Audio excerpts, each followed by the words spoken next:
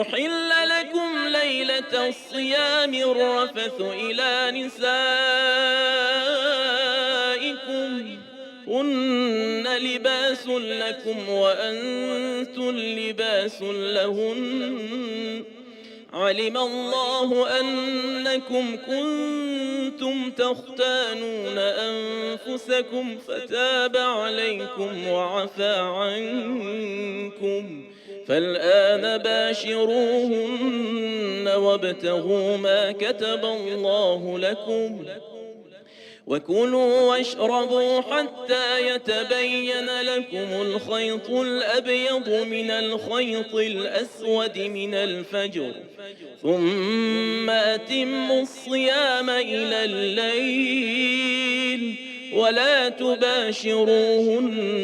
وأنتم عاكفون في المساجد تلك حدود الله فلا تقربوها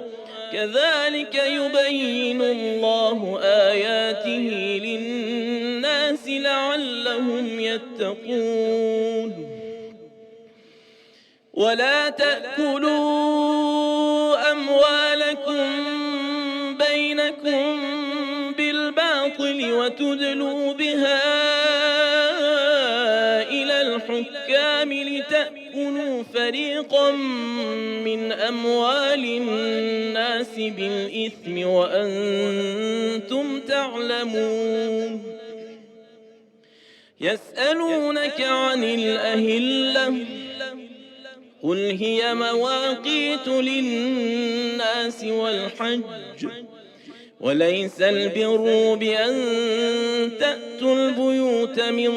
ظهورها ولكن البر من اتقى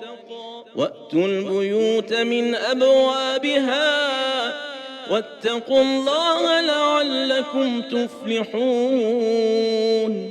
وقاتلوا في سبيل الله الذين يقاتلونكم ولا تعتدوا